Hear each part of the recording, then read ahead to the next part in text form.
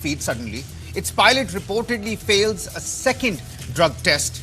Then you've got an IndiGo aircraft that declares an emergency, complete emergency on that Chennai airport over an engine failure issue. And SpiceJet passengers face hours of cabin chaos. I mean, are safety systems being tested enough? Are our pilots going through enough scrutiny before passengers finally pay the price? Then we've got the Kaveri issue that is heating up again. Karnataka government has been asked to release 12,000 cusecs of water daily to Tamil Nadu starting 12th of August. But the state says the demand is simply too high. Tamil Nadu says it is only asking for its rightful share. So where does water sharing law end and political confrontation begin, and can they come on the same page? And finally, the Ram Mandir CEO interview, the CEO test, faith versus qualifications. Candidates were reportedly questioned not just about administration and their leadership qualifications, but about their faith, their food habits, their religious practices and personal choices. Is that right or wrong? When you're hiring an administrator, where should religious qualification end and professional merit begin? We've got three stories, three questions that deserve a closer look, all in your interest. You're watching the show with me, Kabir Naqvi. First, the top headlines. Amidst massive uproar and showdown in the parliament, the FCRA bill has been referred to a joint parliamentary committee. Amidst uproar in the lower house of the parliament, the report is going to be out in the first week of the winter session now.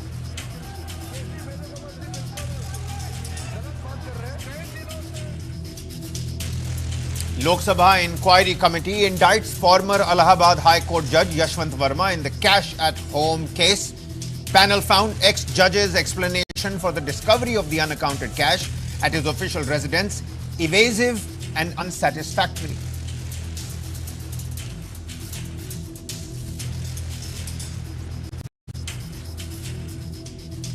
The Sports Ministry suspends the TTFI, the Tennis Federation of India, and its recognition over governance lapses and issues. The Indian Olympic Association, the IOC, has now been asked to form an ad hoc committee to run the sport in the meantime.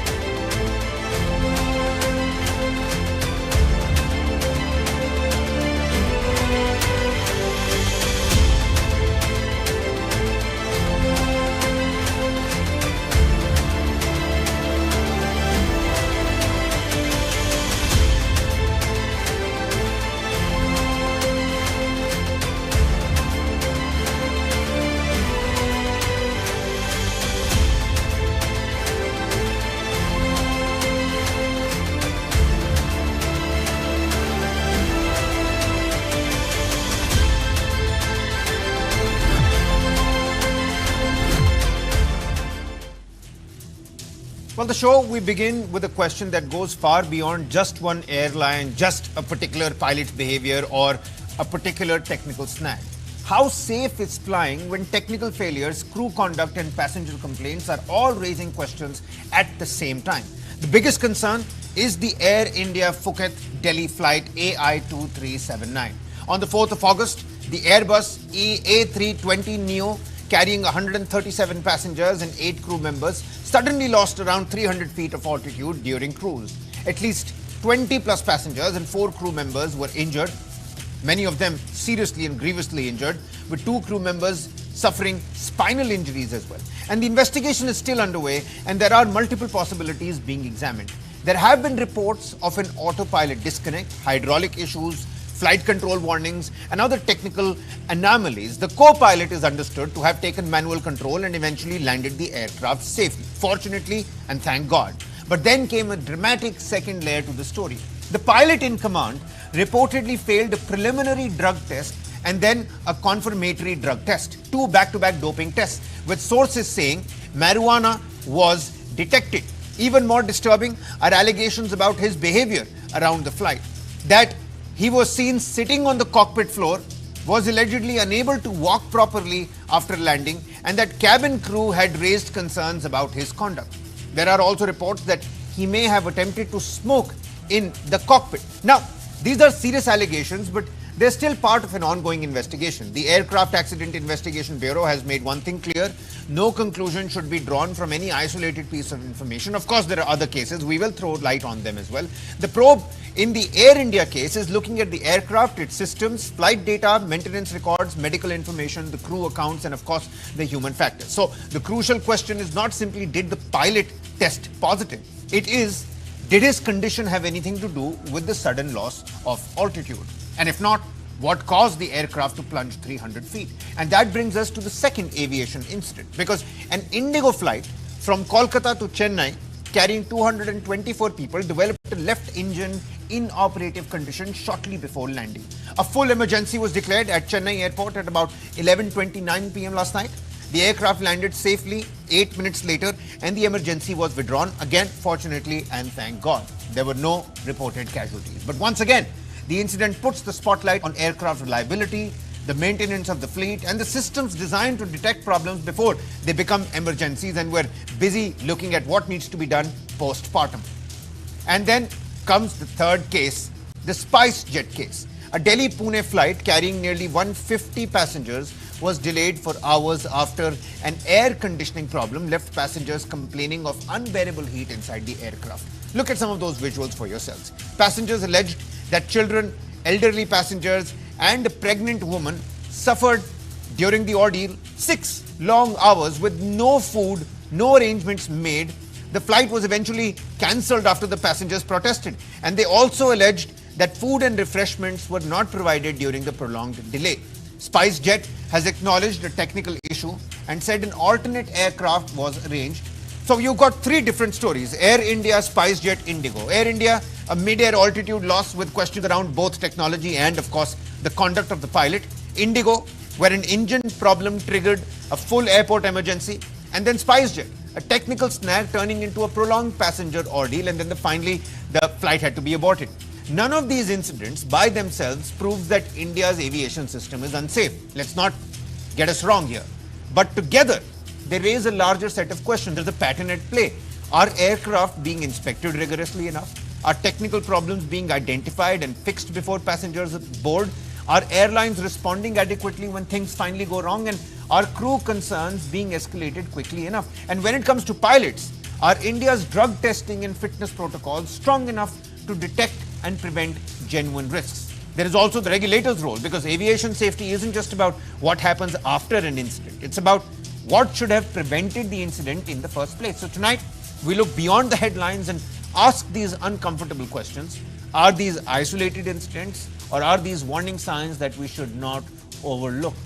Are airlines doing enough when it comes to maintenance, when it comes to crew fitness, when it comes to passenger care, and most importantly, when safety is at stake, who is accountable? Are we flying safe or are we flying blind? Let's open this up with our aviation experts and aviation safety educators. Captain S.S. Panesar, former pilot, somebody who's worked extensively when it comes to aviation safety. Many thanks, Captain, for taking out the time. Captain, first and foremost, I know I don't want to make this about technical snag versus human error, but there are several reports that are doing the rounds. If we start with the Air India case, Captain, if the allegations about the pilot in command sitting on the cockpit floor, trying to smoke allegedly, being unable to walk properly, missing a sock and a shoe, and then the report saying that the confirmatory lab analysis says that he's tested positive for marijuana. I mean, how shocking is this for you? Well, let me tell you, sir, there are three issues in this program today. One is the clear air turbulence, we'll call it a CAT. Second thing is pilot's attitude. Third is the snags in the aircraft. If we talk of clear air turbulence, there is no instrument, I can tell you of my 40 years experience in aviation, there is no instrument in the cockpit which can advance warning about a clear air turbulence, which is going to cause a lot of turbulence and maybe hurting the passengers also.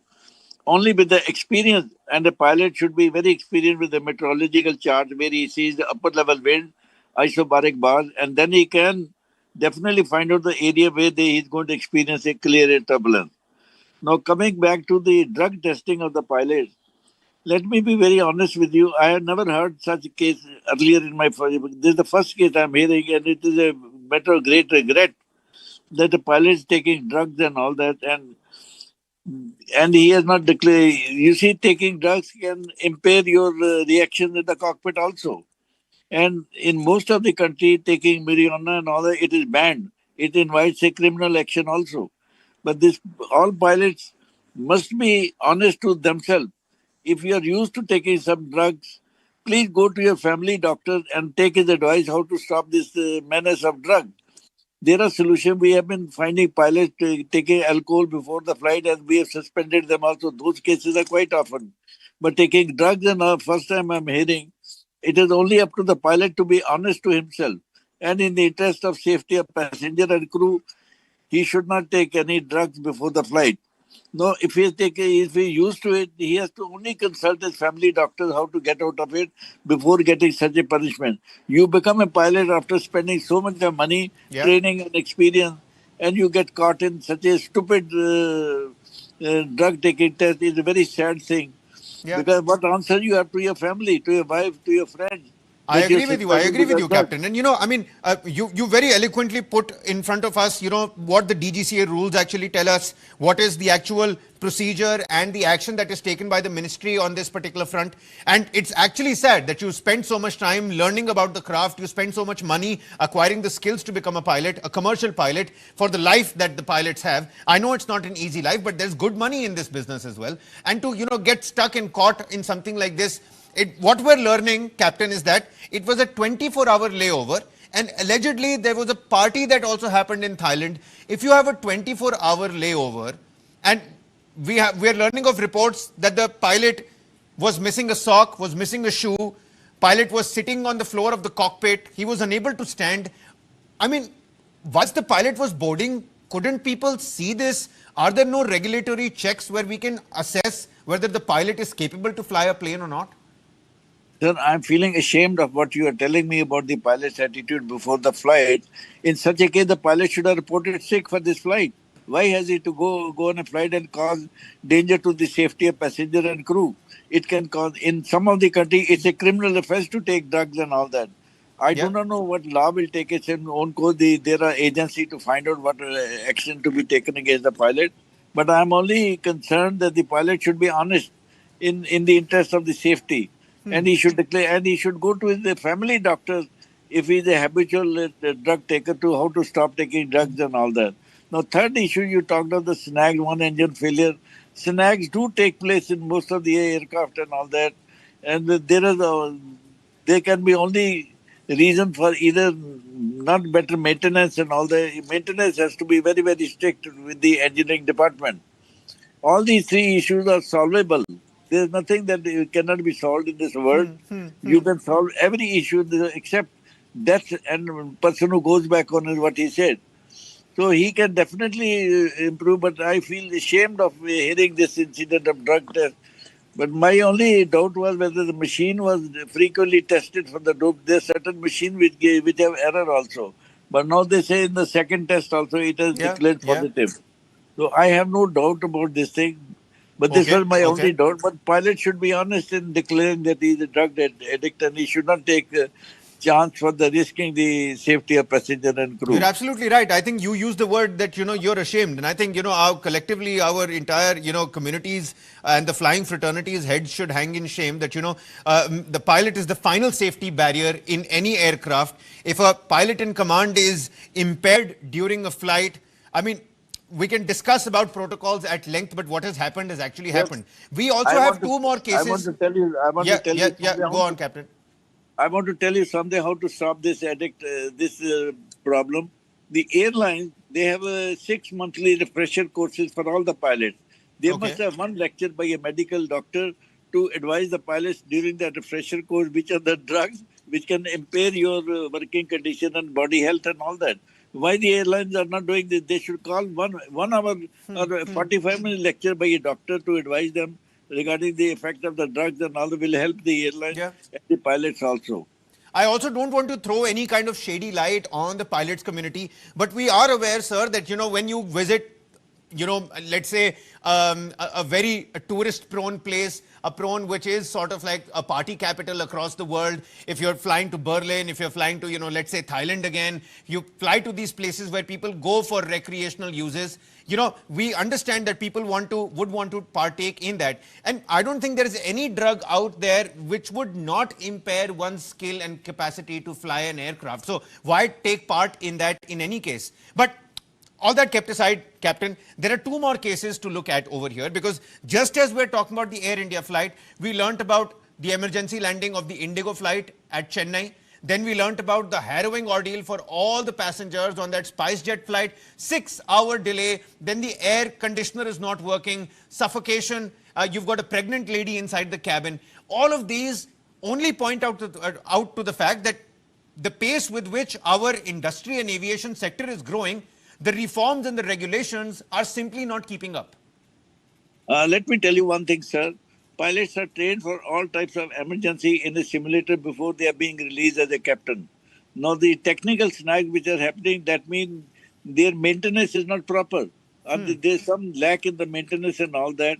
There are snags that do take place, but there are certain things which the engineer has to find out before releasing a flight, that there's no snags and everything is normal. So there are many snags coming up in Air India flights, cancellation of flights and all that. They have to wake up to the situation, and the engineering department should also be careful before releasing a flight, because snags can come anytime the aircraft is flying. And but regarding this taking of drugs, it's a very serious incident.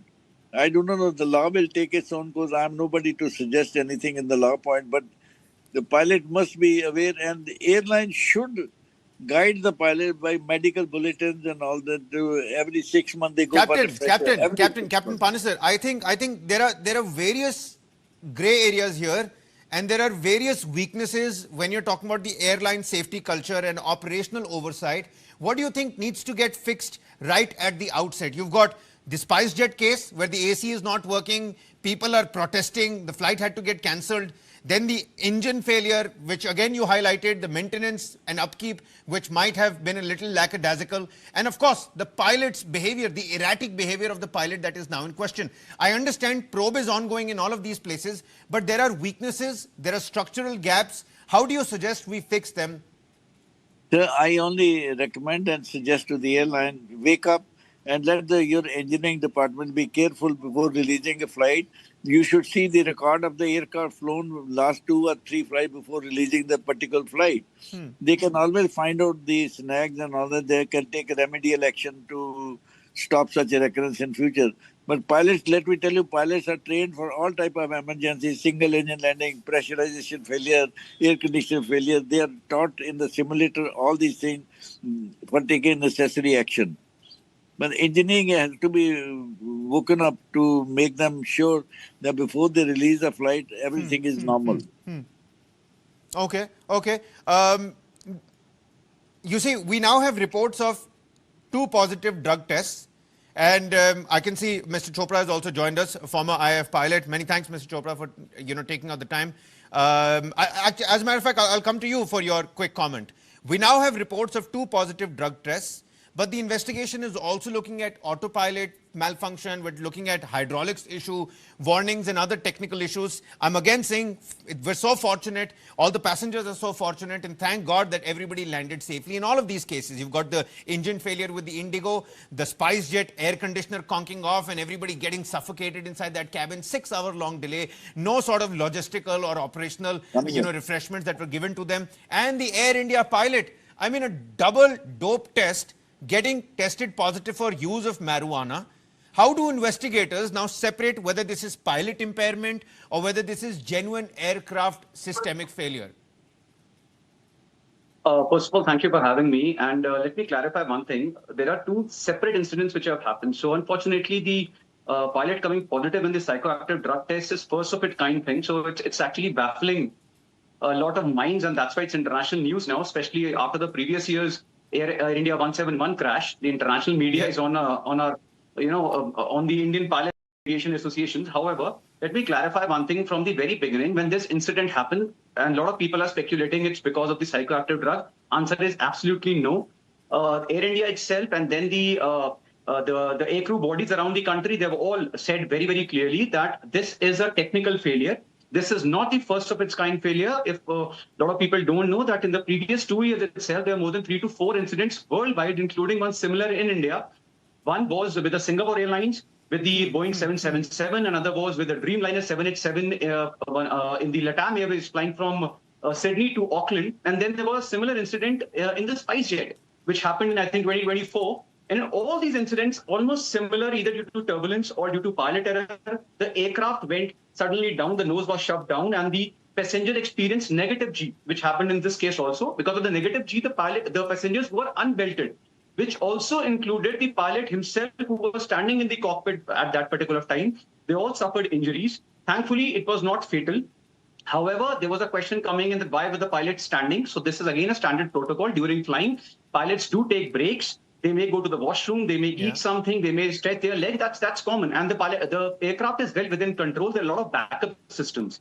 Herein, when they found that suddenly the multiple emergency warnings started coming in the cockpit, the co-pilot took control and he pushed the stick forward so as to arrest the aircraft pitching up because of the hydraulic malfunction. The elevators were not responding. The aircraft malfunctioned. The aircraft pitched up and it could have stalled. To arrest the stall, he pushed the stick forward, which was a very good action on the part of the pilot. And thereafter, things were thankfully were okay. There was no further damage to the aircraft, and the aircraft safely landed. But once in such an incident, the aircraft lands, there are certain mandatory protocols to be followed. Number one, the emergency bodies, the ambulances, the doctors, everybody is ready on the airport. The moment the aircraft lands, they rush to the aircraft, they get the passengers out and see whether everything is all right. Number two, the engineers rush to the aircraft and secure the FDR and the CVR, which they did in this particular case. And number three, the entire crew which is there, especially the pilots, they are de-rostered. In simple terms, they will be grounded till the time the investigation of this incident continues. This is not a fault. This is not to be blamed this is to the procedure. Pilot. This is a routine procedure. This is a routine procedure. I understand. But I'm just trying to understand because, you know, you've very nicely summed it up. Help the viewers understand the reported behavior. And this is all, you know, alleged information. So sitting on the cockpit floor, allegedly trying to smoke as well, Mr. Chopra, struggling to walk, even appearing without a shoe and a sock. I mean, it only points out to a little bit of a baffling picture. You use the adjective yourself. And if established, what does this tell us about the pilot's fitness to operate an aircraft, and how should the viewer and the passenger be consuming this information? Or do you think that these are just inflated headlines? This is all exaggerated pieces of information. So as of now, there is no very clear evidence or stated paths that exactly what underwent. These are all statements coming from either the crew or certain passengers. We'll have to wait and watch exactly what comes out. However, when it comes to psychoactive tests, unlike an alcohol test, which a pilot has to undergo mandatorily before he starts the flight, every time there is a breath analyzer test, the psychoactive substance test doesn't happen regularly. It happens only once a year, which is again a DGCA guideline that 10% of the pilots randomly will be selected and they will undergo a psychoactive substance So maybe test. that's the problem here. Maybe that's the problem. Don't you think so? Yes.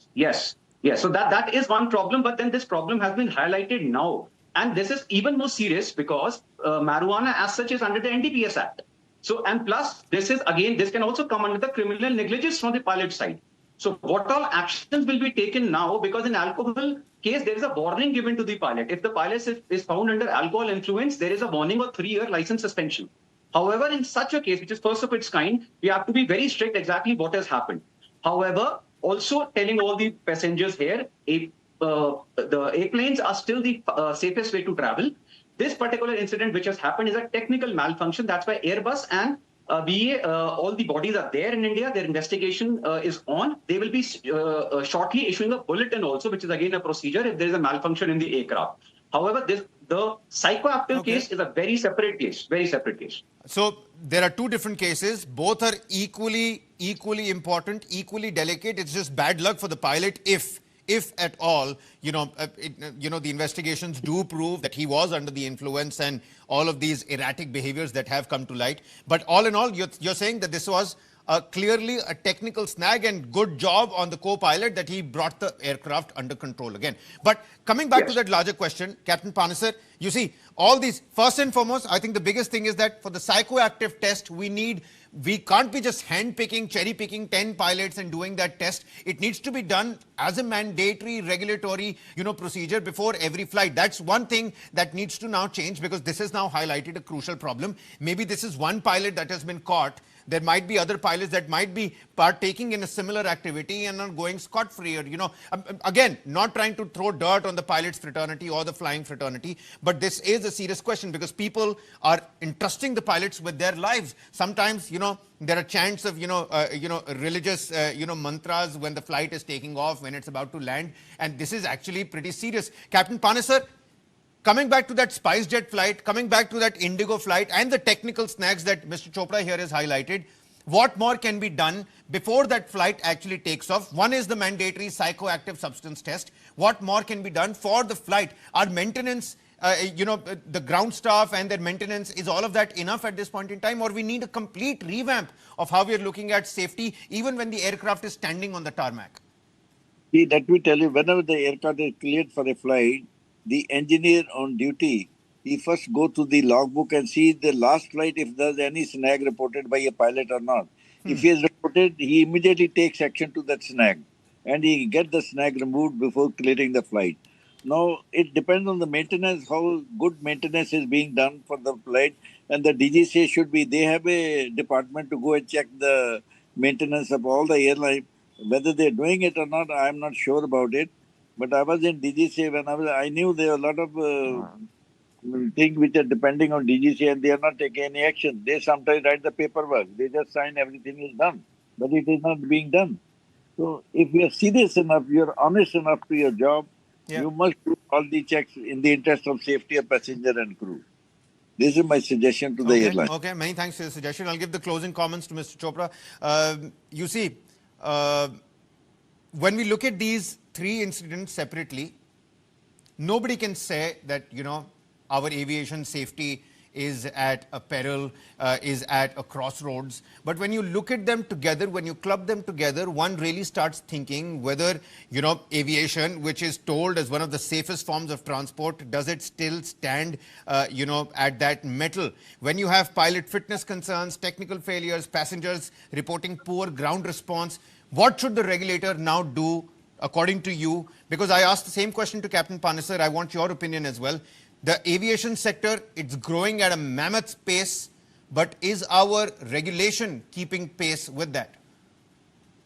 So look, first of all, I would like to assure all the people watching this news that all the pilots who are flying any of the airlines, irrespective whichever airlines they're flying, especially when they're flying the international legs, they are very well qualified. They're very well equipped and experienced to handle all the emergencies. They have done it on simulators. They have done it with their captains during testing. They've done it during practical flying. So they're very well qualified to handle all the emergencies. Ultimately, aircraft is also a machine. It is not happening only in India. It is happening worldwide. Minor snags, minor defects, minor emergencies will come and they will continue to come. Despite of the fact that the aircrafts are very well advanced, there are new aircrafts with multiple backup systems out there, but still there are machines and there can be issues like this. You should not panic. You should not think it otherwise. As it came out that, all the regulations which the DGCA has currently, laid out, they're all under ICAO. So all the international airlines are in, they're on the same base. They're following the similar rules. Sometimes what happens, there is a very rare incident or a case which happens and which creates panic in the mind of people the way it has happened right now. But nevertheless, as I said, the rules are in place. They're very clearly laid down regulations. Whenever a pilot is detected with this type of a psychoactive substance, what is the next step to be taken? And it will be done accordingly. You will see in the future course. Okay. Many thanks. Captain Panesar, you wanted to make a point? I'll give you final 20 seconds, sir. Okay, I only wish that the investigators who investigate accident, they should be specialists in aviation. The Ahmedabad crash is being invested by Secretary Home Affairs Commissioner who issued the passes and all that. How can they give any judgments about the safety of the aviation? They have made a mockery of aviation safety in India.